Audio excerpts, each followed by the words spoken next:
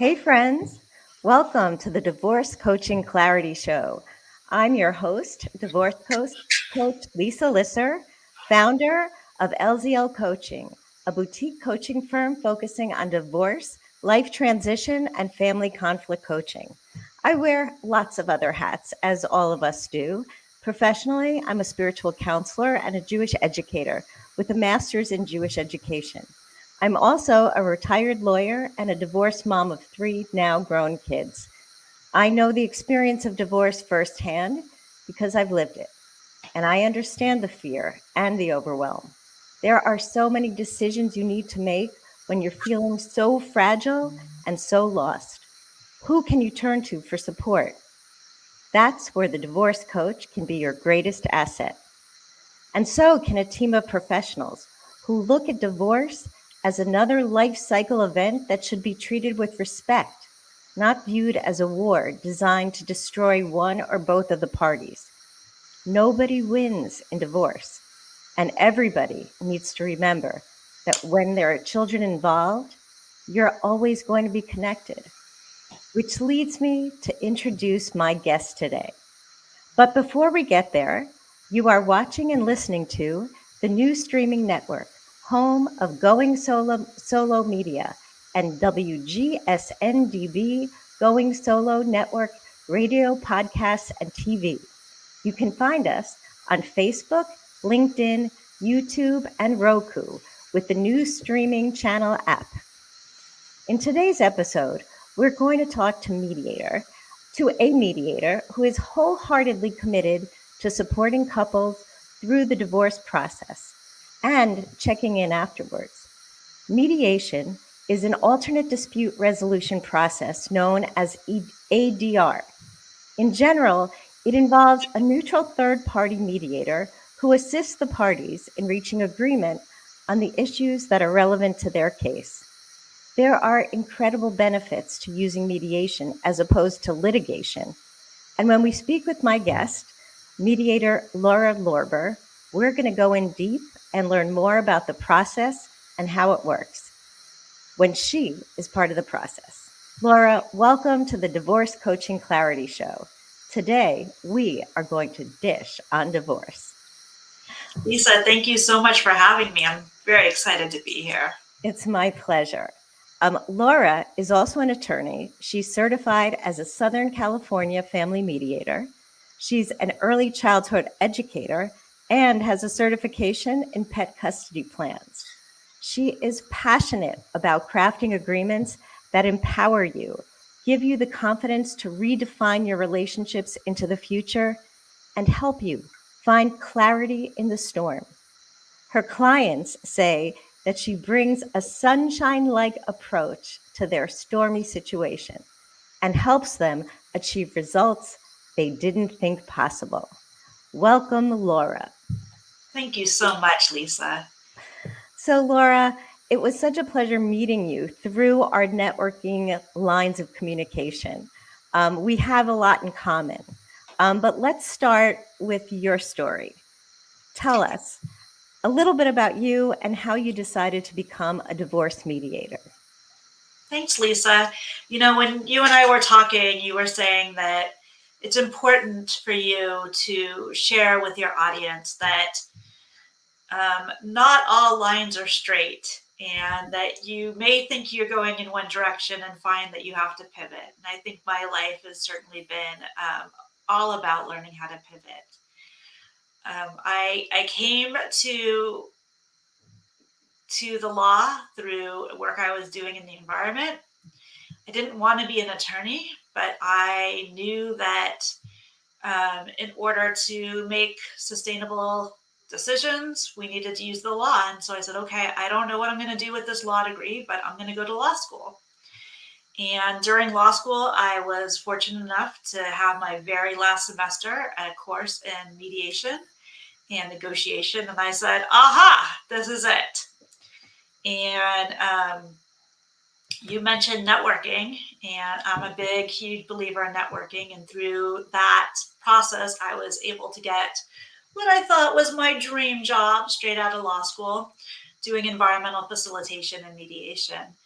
And it was fabulous, and I loved it. And then the Great Recession hit, and it just was not a well-funded field. So I said, okay, now what? And so I became a mom, and I one day I took my daughter to preschool for the first time, and I said, "There's something about this that resonates. There's something about this that feels really familiar." And it took me a while, and I'm still trying to like explain how the mediation and the preschool mindset are the same. But basically, it's about knowing where an individual is and knowing where you need them to go and figuring out what they need to get there.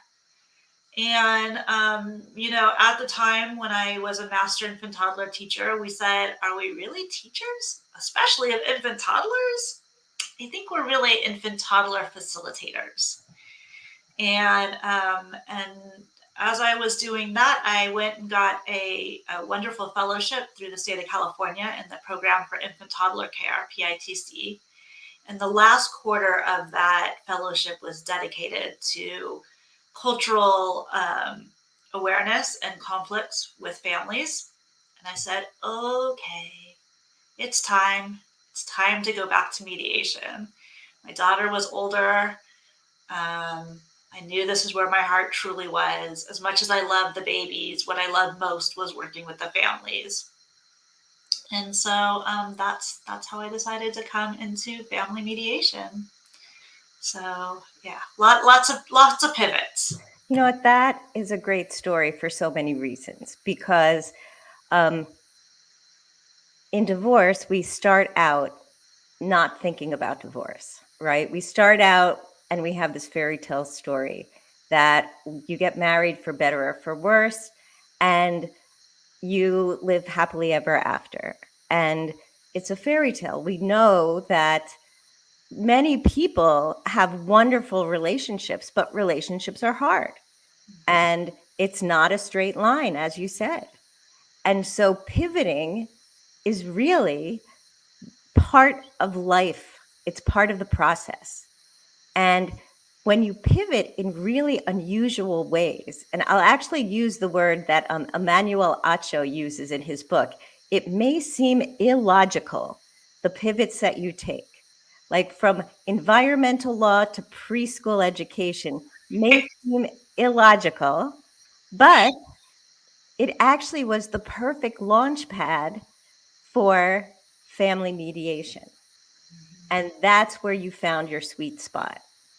And so it's a great story to share with people going through divorce because they really don't believe or can't even imagine that this pivot they're in now, when they're pivoting out of a marriage, can possibly lead to something better or that they were meant to be here. And we can't say that you're meant to be there. However, we can say that this is going to be a learning that you'll be able to use to improve your life, to enhance your life, to find what's really the right path. So thank you for sharing your story. So you work in family mediation, so it's bigger than divorce alone. So tell us a little bit about your whole practice, and then hone in a little bit on what you do with regard to divorce. Okay, sure. So I do family mediation, as you said. So it can look anything like I would say a third of my practice is elder care agreements, which is, where families are trying to make decisions for their elders in their families, their parents, and maybe they have stories about siblings, or maybe some of them value money contributions over being there physically for their parents. And how do we bring that all together to bring the family, you know, um, to bring them together through this crisis and this very hard time instead of letting these things pull them apart.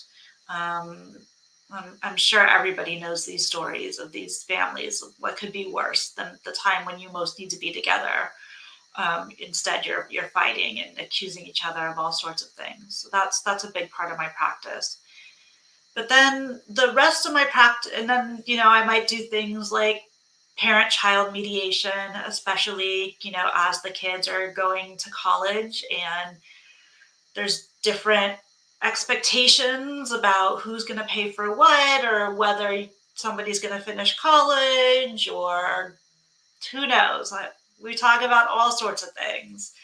Um, and then finally, it's the family mediations, which start from, you know, divorce discernment is maybe are both parties on the edge. They're not sure whether to divorce or not and need to make that decision. Is one person ready, but the other person's not ready, and they need a process to bring the other party along? And the nice thing about the discernment process is it's very finite. There's only 4 sessions. And the last session is kind of the most important one, because it's in that session where you're making decisions about, are we going to hire attorneys? Are we going to do this together? Are we not ready for a divorce? Are we going to commit to going to a certain type of therapist? How are we going to pay for the divorce? And so that's one part of it. And then the other, and then there's there's the divorce, which is a huge part. Before Okay, we get there, I want to really explain, because you used a term that a lot of people may not be familiar with, because I think that the discernment work is very unique and most people have never heard of it. So if you could explain a little bit more about what actually is divorce discernment. Sure. So it comes from a therapy model, but it's very very mediation um, minded, I guess. And so basically, it's a 4-session process. So the first session, you come together, and this is a really fundamental part of mediation, is that you want to inform the mediator as a team. So even if you're in disagreement, and you want to make sure that at the same time that you're getting your story out, the other party's getting their story out, so that the mediator doesn't come in with, oh, this is the story and this is the way it's going to go. You want to make sure that the mediator is learning all sides at the same time. Okay. So that we're not becoming partial, so we don't get ideas stuck in our head, anything like that. So the first session is just that. It's what we call storytelling. It's you telling you in front of with each other, in front of the mediator, you're telling what's going on and where you think you're at and what you want out of the process and all of that. And then from that first session, then it's an individual session with the mediator. Only mediator and one party, so mediator and wife, say, mediator and husband. And then that's where we dig in deep. What do you want? Why do you want that? What do you fear? What do you hope? What do you think is possible? And then the agreement is, what do you want me as the mediator to help you communicate when we come back to that last session? And then that last session isn't about, say wife says it's time to divorce and husband says it's not, and so the decision is no divorce. No, if one party says it's time for divorce, it's time for divorce. Yeah. But there's only 3 possible decisions at the end of discernment. It's time for divorce. We are going to go to a therapist and we're committing to this long, or we're just not going to do anything right now. So, yeah. So essentially, discernment is for couples who aren't sure if they want to divorce or not to divorce, and they're willing to go through a process to figure it out. And Correct. it's different than couples counseling, because in couples counseling, you're trying to work it out and you're dealing with a therapist who's hearing both sides, and there are things that are unique to couples counseling that are not part of discernment counseling. Correct. And one thing you should know, whether you go to discernment with a psychologist or you go through a discernment with mediator, you're done with that professional at the end of this process. So if the decision is that you're going to go to couples therapy and you've been working with a therapist, then you go find a different therapist. If you're working with a mediator to go through the discernment process and you decide on divorce and you decide to do it through mediation, you go find a different mediator. Got it. Yeah. Okay, great. Yeah. So this is really giving new information to our audience out there, because I had never heard of discernment before I got into this work, doing the divorce coaching. And I think it's a really interesting new process. But what we really want to get into is mediation. But this is time for our mid interview break. So let's take a few moments, and we'll come back and talk about mediation and how it works in the divorce context.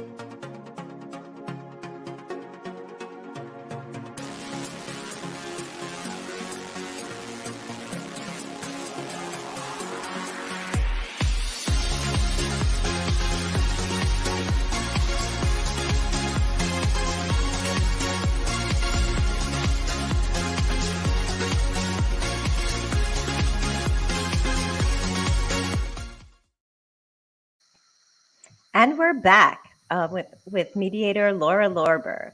So now we're going to dig into mediation. And Laura, what I wanted to share was that during my divorce, I had two different experiences of mediation, and neither of them were really that positive. And I didn't learn about how powerful mediation could be until I started training as a divorce coach. So let me share what my experience was, and I want to hear from you how different it can be, and then share with our audience like the power of a divorce coach and a mediator in your divorce process. So let me tell a little bit of my story. So in the beginning of my separation, there was a lot of hostility, and we were angry at each other, as many people are in divorce. And my husband suggested that I didn't need a lawyer. We'll just go to mediation and it'll be really cheap.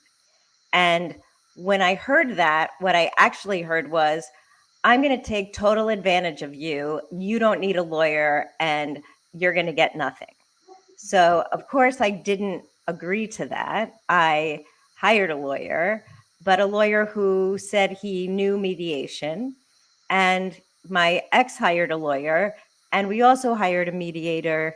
And we did the process with two lawyers and a mediator and us in the room. But there was no outline over how the process would work. So we had a meeting, and then there was no calendar for the next meeting. And I produced an offer, and then there was no offer on the other side for months and months and months. And since it never moved forward, I thought mediation didn't work. And then I fired my lawyer and got a shark, and he got a shark. And then it really got ugly. And after almost 3 years, they put us into mediation where we were going to hammer it out. And the mediator was a judge who sat at the top of a table. And there were 2 lawyers on my side and 1 on his side. And I was terrified. My lawyer had never discussed the issues with me in detail. And they just said, take this and take that and take. I felt like I had no voice. And I left with a deal, which I didn't feel like was the most fair thing in the world. I mean, it was fine, but I could have been more fine. And I didn't feel like I had agency. What I know now is that mediation really is all about agency. So I would love to hear your take on what really happens in a true mediation space. Thank you so much for being vulnerable and sharing, your own experience. And I'm sorry. I'm sorry that happened. But, mediation is a newer field. And a lot of retired attorneys and retired judges think because they understand the law, they automatically can be a mediator. And they don't realize that mediation is a unique field requiring unique skills. And so if you get somebody who does, says, oh, yeah, I've heard of mediation, no problem, I can make it happen, I know the law. Well, you might want to dig a little bit deeper and ask them a little bit more about, their philosophies on mediation and everything. And I think the very first thing that came to my mind when you started telling your story is, this is why you need Lisa. This is why you need a divorce coach, because you need somebody who is going to be watching the process and making sure it's happening, and explaining things to you. You need that little guide on the side. Yeah, I mean, this is gonna sound corny, but you need that little angel in your ear that's just like whispering, like, okay, this is what you're gonna do, this is what you're gonna say, and oh, let me explain why the mediator went this way and everything. Whether the divorce coach is in the room with you or not, because that can be you. This is a newer thing to bring divorces coaches into the mediation. Remember when I was talking about the storytelling part of Right. discernment, where it's really important that you're not getting stories stuck in the mediator's head from one position. Because my job is not to represent anybody. Right. I don't make any decisions. I don't represent anybody. The old way of saying it is to say that I'm a neutral. Is that I don't favor you and I don't favor you. But that's not the way I say it now. Now what we say is this big fancy pants word. We say we're multi-partial or omnipartial, right? Woo! What that means is that my job is to help every party in the mediation tell their story and help every party make sure they're listening and make sure that I, as the mediator, are taking in all the different facets of what's going on.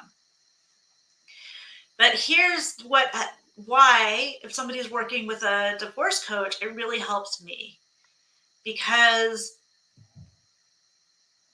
we don't want to meet in mediation for endless hours. It's exhausting. It's hard. It can be disheartening if it starts taking too long. So what you really want to come in, you want to be prepared. You want to know what you're going to be asked. You want to know what are the important facts. I think about it when I go to the doctor and they say, well, tell me, when did this start? I'm like, well, when do you want me to tell you it started? Did it start when I fell? Or did it start when I was a teenager and I already hurt my knee and then I was already like destabilized, so that when I fell, like you can start the story anywhere. Right, right. Um, And yeah, and so this is where having time working with a coach and really having them help you figure out your story and which parts to highlight and to know what the timeline is. right. So if I can jump in, um, Please. that is really key. The storytelling part of divorce can really change your perspective and the window of how you see yourself. Because you may have been telling a story where you feel very disempowered, but telling a story differently, shifting your focus, which you can learn how to do while working with a divorce coach, can change your whole dynamic in terms of how you see yourself. And Absolutely. going into the mediation space, and I've been trained and certified now as a pre-mediation divorce coach to help people tell their story and to come in prepared so they don't get flabbergasted and they don't lose their train of thought. They really are focused on, this is where I start this story, so that we can be effective, so we can keep the kids at the center, so we know what has to get talked about and what's most at stake. And that's where the storytelling comes in, because if the client doesn't have ownership of her own identity story or his own identity story, then they're going to get lost in the details.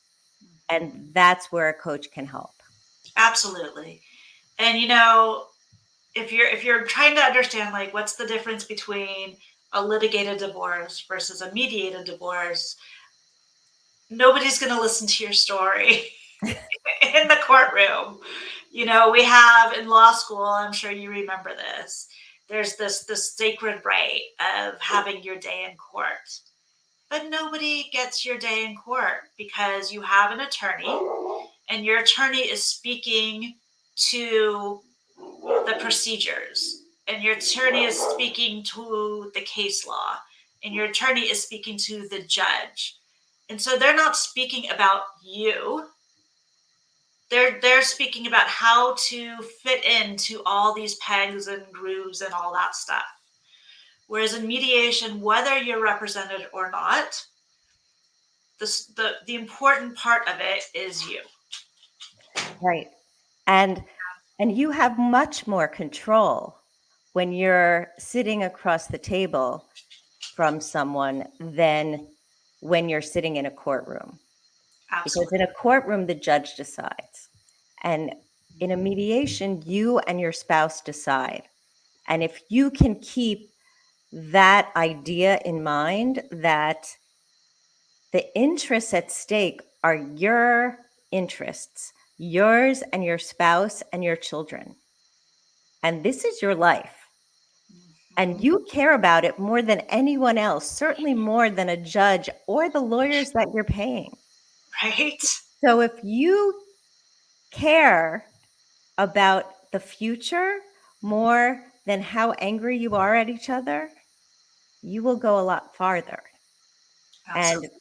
and spend a lot less money that you can then dedicate to your kids' college fund Absolutely. or whatever you want to dedicate it Right? to. Whatever it is. But we've been talking about using a divorce coach to help you prepare for that storytelling phase. But there's, you know, through throughout the entire process, there's aspects. And so one thing I was talking with another mediator about yesterday is you start with the storytelling phase. And then from that, I say I'm combing what you're all telling me and I'm coming up with what are the issues and I'm going to design an agenda so that everything flows.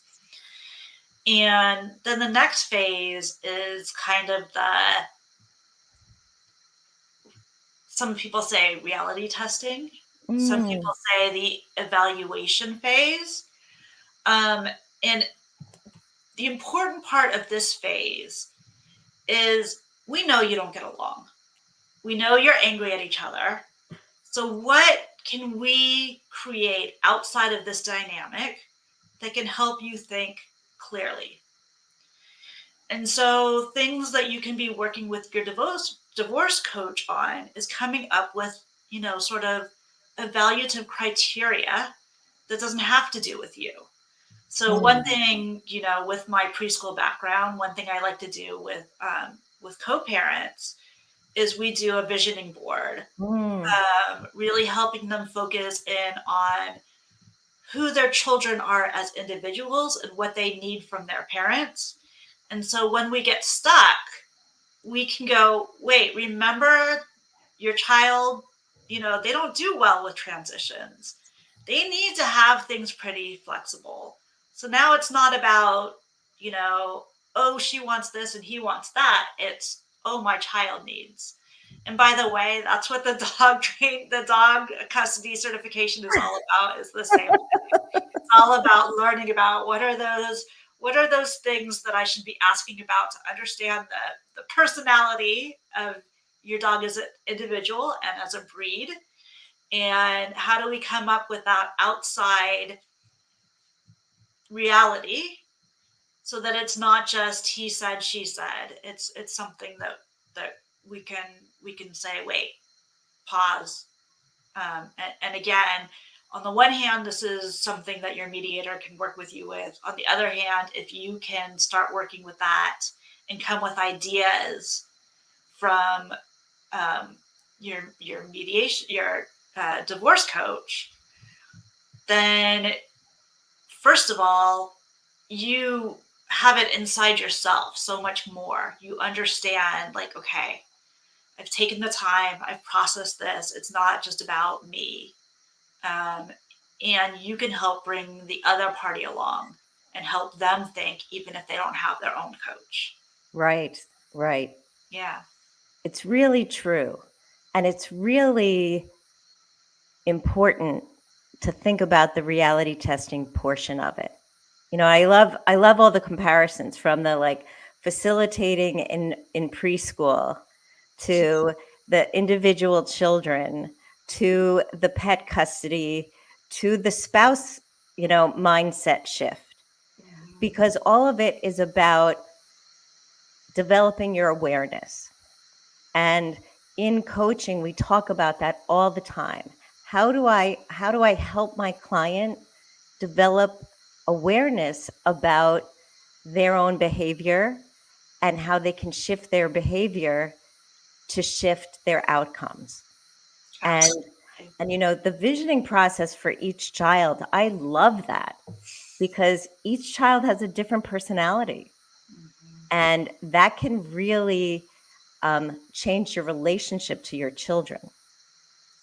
Absolutely. And that's where it all comes from, is from the early childhood education. There's this concept of goodness of fit.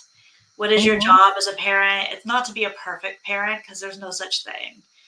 It's about understanding what your child needs from you Mhm. and doing your best to meet that need. And in divorce, it from my point of view, it should be the same. Yeah. Like, if your child, sometimes we have children with especially if they have ADHD or they're, autistic or something, and we have to get creative about transition days. Like, how do you let them know that it's coming? How do you prepare them for that process? And there's a lot of tension between the parents. Some parents like to have everything very spelled out.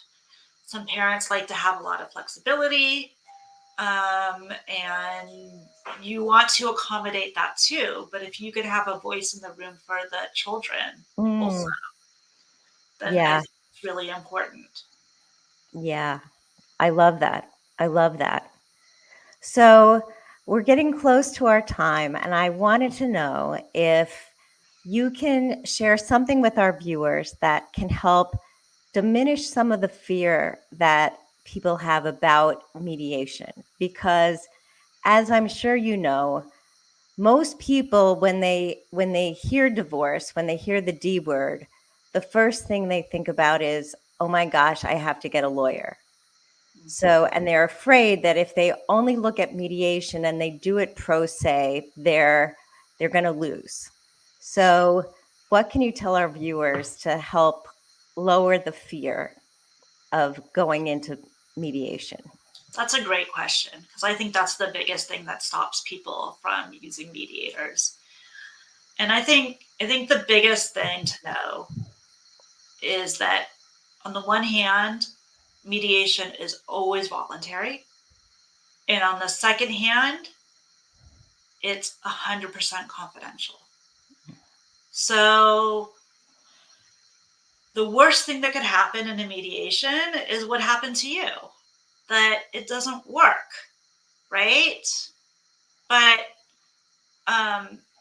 you may go pretty far in mediation before you produce a single document. And so you don't have to worry about, am I going to divulge something that's going to be used against me? Right. And if I can just interject, it didn't work, but we did get a custody parenting time agreement. And so we were able to start very soon after we decided to separate to do a nesting agreement. And so for 18 months, we nested before we had any other kind of agreement. Wow. So, despite the fact that we weren't getting other agreements, we did it in tranches. So Okay. when I look back, it wasn't a total failure. And I see that you can reach interim agreements all the way through. So, Absolutely. So again, whether it's like starting in the discernment phase, or it's starting at that separation phase, or it's, hey, our divorce is complete, but something isn't quite working with my co-parent and I don't know what it is. I do those a lot. I just had a mediation where the parents had to come back to make a decision about orthodontics. yeah. So, and that's why one thing I'm passionate about, with mediation is that it should be affordable. It's not going to be cheap because, I have to pay my bills too. Sorry. But, it should be affordable, and it should be something that if you need a tune up, you can go and get a tune up. If you need just an agreement to get you through until the divorce starts, then that's okay too. Yeah. Yeah. Yeah. No, thank you so much. I mean, this is really, really helpful. And I'm sure my viewers are leaving with more understanding of mediation than they started, and a little less fear, a I little hope. more understanding. So thank you so much, Laura, for coming on. Can you tell us how to find you? Yes, you can go to my website at lauralorberjd.com. I know a very creative name I came up with. Or you can email me at lorberlm@gmail.com. You can also find me on Instagram at lorberlm and on LinkedIn at Laura Michelle Lorber. Great. Thank you so much. And I'm sure we'll have plenty more opportunities to speak with you in the future. I want to thank my host network, the Going Solo Media Network, WGSN-DB, Going Solo Network Radio, Podcasts, and TV. You can find us on Facebook, LinkedIn, YouTube, and Roku with the new streaming channel app. And you can find me at lzlcoaching.com. And you can reach me at Lisa at lzlcoaching.com. Thanks, everybody, and have a good afternoon.